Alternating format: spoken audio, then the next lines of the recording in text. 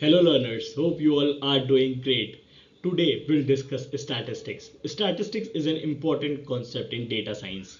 We should know the basic maths behind data science, right? हमें पता होना चाहिए कि बेसिक मैथ्स क्या है, हमको क्या चीज़ें पता होनी चाहिए, हमको मीन, स्टैंडर्ड डेविएशन, ये सब जो बेसिक मैथमेटिकल कॉन्सेप्ट्स हैं, प्रोबेबिलिटी, इन सब का आइडिया होना चाहिए, कौन कौन से बेसिक थ्योरम है और बेसिकली हम इसको कैसे इंप्लीमेंट करते हैं, हाइपोथेसिस टेस्टिंग क्या होता है, इन्फ्रेंशियल स्टैटिस्टिक्स क्या होता है, ये सारी चीज़ें हम देखेंगे. बट फर्स्ट हम इस वीडियो में देखेंगे बेसिक स्टैटिस्टिक्स. क्या है basic statistics? Will discuss the maths in probability, will discuss descriptive statistics क्या होता है, हम डिस्क्रिप्टिव स्टैटिस्टिक्स किसको बोलते हैं, हम डेटा एनालाइज करना, और स्टैटिस्टिक्स में बहुत सारे डेफिनेशंस है छोटे छोटे जिनके बारे में हम जानेंगे डिटेल में.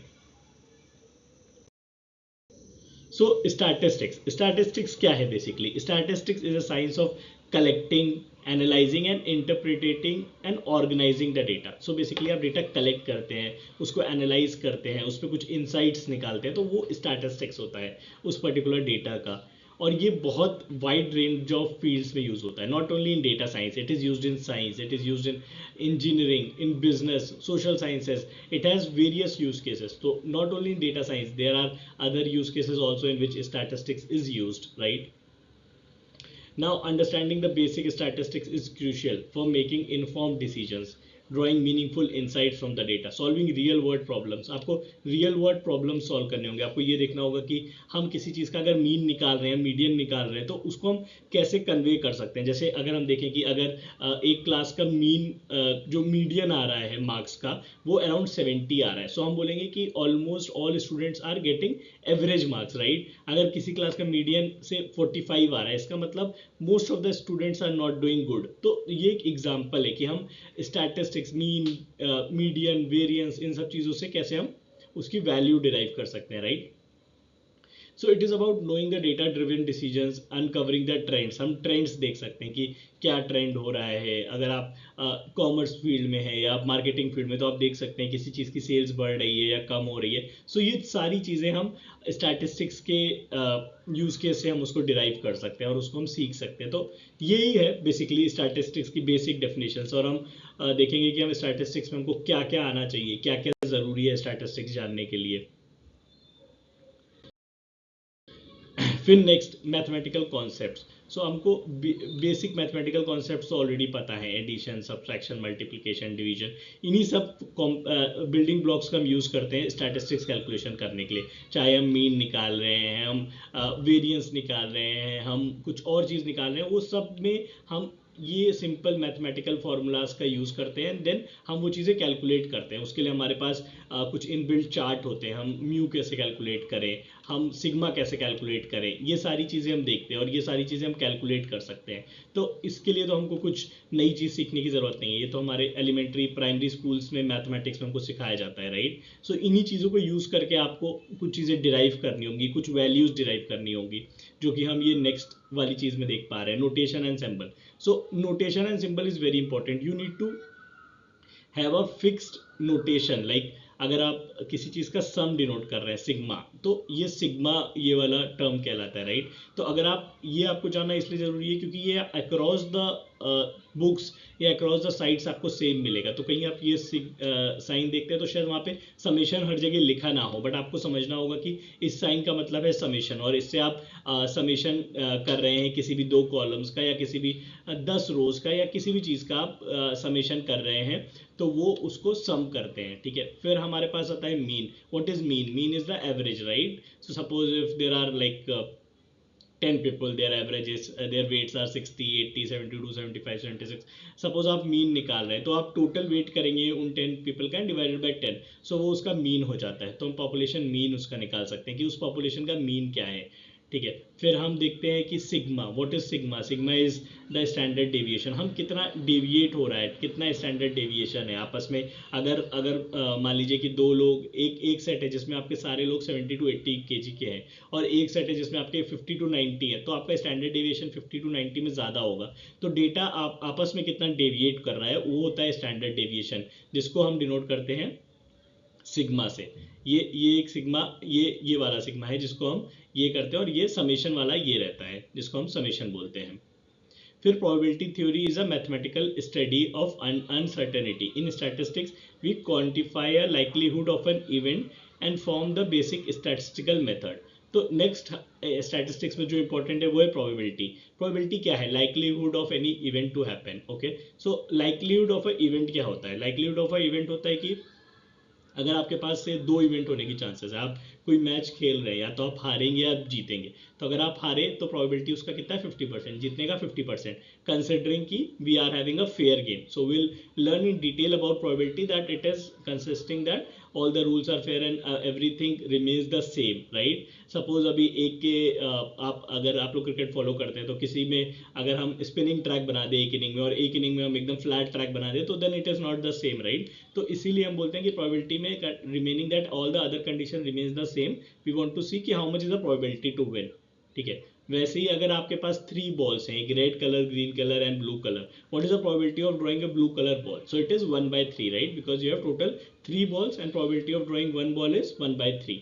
So next जो हमको जानना होगा वो है probability theory।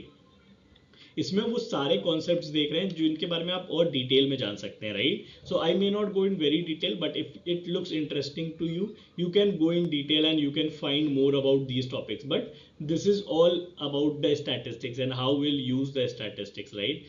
Then you need to know what is set theory. So set theory is union, intersection, complements. They are relevant in statistics, especially when dealing with events and probabilities. These help organize and manipulate the data. तो आपको दो data set को अगर join करना है, आपको उसमें देखना है कि उन दो डेटा सेट में कॉमन क्या है, तो वो उसका इंटरसेक्शन कहलाता है। कॉम्प्लीमेंट मतलब जो एक डेटा में और जो दूसरे डेटा में नहीं है, तो दैट इज कॉम्प्लीमेंट्स, राइट। सो ये आपको देखना होगा कि आपको अगर ये चीज़ें निकालनी है तो आपको सेट थ्योरी के बारे में आइडिया होना चाहिए। Union, intersection, complement, these are the 3 basic things which you need to know in set theory. So set theory also comes as a part of statistics, right? Then next is statistics formula. जो जैसे मैंने बोला mean का formula है total divided by N, तो ये आपका mean निकल आएगा कितनी वैल्यूज है। वेरियंस होता है जो आपका वैल्यू है माइनस मीन, इसका स्क्वायर और इसका जो स्क्वायर वैल्यूज है उसका सम। तो मान लीजिए आपका मीन निकला है 5 और एक वैल्यू आपका 7, दूसरा वैल्यू है 6। सो 7 - 6 इज 1 का स्क्वायर, 6 - 5 इज 2 का स्क्वायर। सो अभी हम यहाँ पे देख रहे हैं कि क्या हो रहा है, 1 square plus 2 square which is 5, right. 5 divide by 2 is 2.5। सो ऐसे, और 2.5 का आपको स्क्वायर रूट लेना होगा अगर आपको वेरिएंस निकालना है। तो ये वेरिएंस होता है जो आप निकाल सकते हैं। फिर स्टैंडर्ड डेविएशन, मैंने बोला कि आपका डेटा कितना डेविएट हो रहा है। फिर नेक्स्ट आता है median. Median is the middle value of the data. तो हमेशा एक चीज़ हमको ध्यान रखनी है, ये एक इंपॉर्टेंट क्वेश्चन भी है इंटरव्यूज के लिए, कि मीडियन एंड मीन में क्या डिफरेंस होता है। तो बेसिकली मीन होता है टोटल करके आप डिवाइड कर दीजिए, बट मीडियन है जो आपका बीच का वैल्यू है। Suppose if there are 11 values, so if you arrange that in ascending order, आप अगर उसको असेंडिंग ऑर्डर में अरेंज करते हैं तो जो आपका 6th वैल्यू आएगा वो आपका मीडियन होगा, राइट। तो उसको हम बोलते हैं मीडियन। देन मोड क्या होता है? मोड होता है most frequent value in a data set. तो मीडियन हमेशा एक नंबर वैल्यूज में निकलता है एंड मोड हमेशा कोई एक पर्टिकुलर से कलर वैल्यूज में। सपोज हमने 10 times I have to write colours red, blue and green. I have written red 4 times, 3 times yellow and 2 times blue, right. 9 times है टोटल। सो 4 टाइम्स सबसे ज्यादा रेड लिखा गया, तो mode of that data would be red. तो these are most important terms which you need to know: mean, variance, standard deviation, median and mode, right? You need to know about this and you need to understand these formulas and how to calculate this. So if you see, we are not doing anything like very high maths, right? We are doing subtraction, division, squaring, square root। तो आपको ये basic mathematics अगर समझ में आती है तो आप ये सारी चीज़ें calculate कर सकते हैं। और बहुत बार ऐसा होता है कि जब हम डेटा एनालिसिस करते हैं तो we don't need to go to machine learning, we can solve it using basic statistics only, right. We will see some of the use cases, some of the problems in which how we can do that, right? So that is the power of statistics.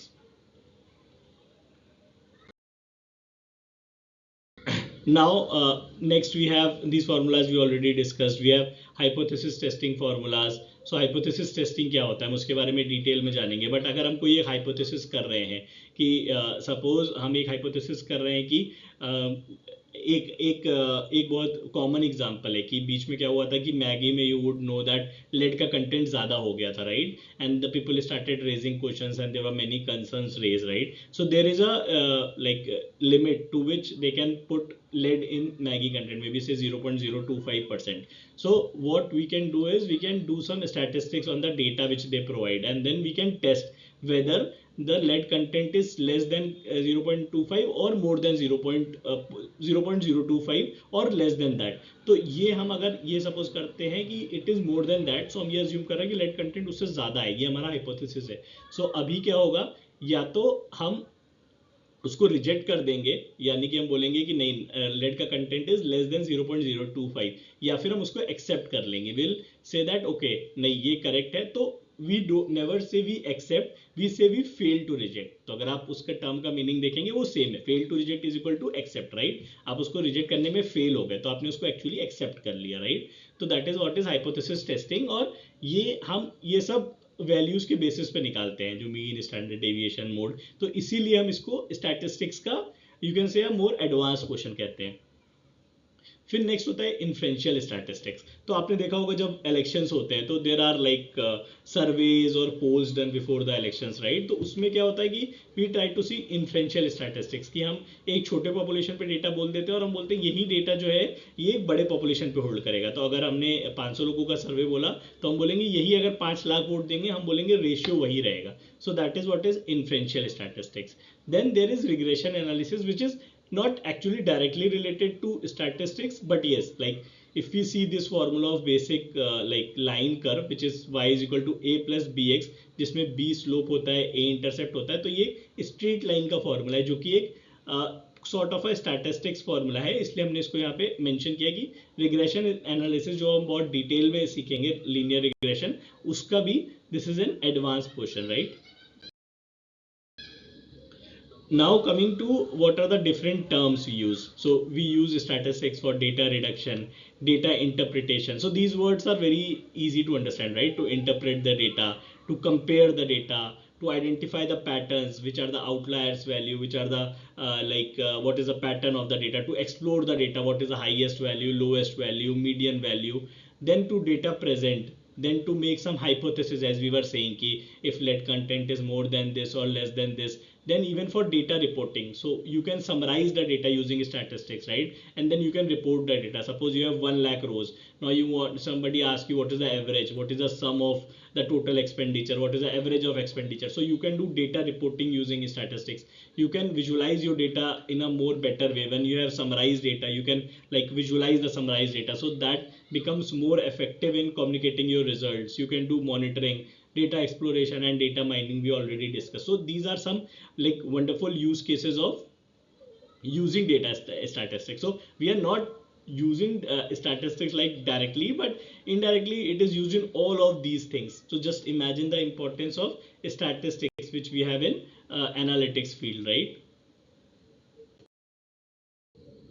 Now there are some concepts like what is central tendency and what is variability. So we'll discuss two quick example of this, right. So descriptive statistics include measure of central tendency which describes the center or typically the typical value of a data set. So if we have 3 values, then the center value will be 5 will be the median. If we have 7 these 5 values, then if you have to identify the median, so third value is the middle value which is the median. Now the most occurring value is mode. So as I said, it is mode is used for categorical, but it can be used for number also. So here the most common is 3 and 7. So both are the mode of the data. Now when you have to measure the variability, so variability can be measured by variance. So variance of the data is calculated by like as we discussed, right, mean minus each of this number, then you do the square of those numbers and you divide it by total number. So the variance of this data comes to 25. Then what is the range of this data? Maximum minus minimum. So this is range is 15. Then standard deviation, again if you divide and like add all the values and take the square root, standard deviation is 5 for this particular data. So in this simple data set of 4 values, we are able to derive what is mean, median, range, variance, standard deviation. So these formulas, if you want, you can study in more detail. If you felt it is like little fast. Once you see the formula once, you'll be able to understand more out of it. Then we have a frequency distribution. So frequency distribution is shown by histogram. We discuss histogram like for data visualization part, right? So that is how the frequency distribution is shown. Then if you have to show the shape, so you can like show a data distribution using a pie chart or any symmetrical skewness of the data. You can show using a skew curve or a bell curve, it is called. Then you can find even the percentile and quartile. So like percentile, if you divide the data into 100 parts, so equal parts is given to each percentile. So suppose if you are saying you got 90 percentile, that means you are above 90% of the people in that particular group, as we say in like exams like CAT, MBA, those things. So that is what is percentile. You can also calculate the quartile. So what is the quartile? First quartile is the first 25% people, then the 25 to 50, 50 to 75, and Q4 is the 75 to 100. तो basically हम वहां से percentile और quartiles भी calculate कर सकते हैं. तो हमने देखा कि हम बेसिक चीजें तो कर ही सकते हैं, जो कि हो गया हमारा रेंज, हमारा मीडियन, हमारा मीन, बल्कि उसके बाद हम उसका फ्रीक्वेंसी डिस्ट्रीब्यूशन भी देख सकते हैं, उसका परसेंटाइल, क्वार्टाइल, ये सारी चीजें जो हम देख सकते हैं ये हम स्टैटिस्टिक्स की हेल्प से देख सकते हैं, राइट.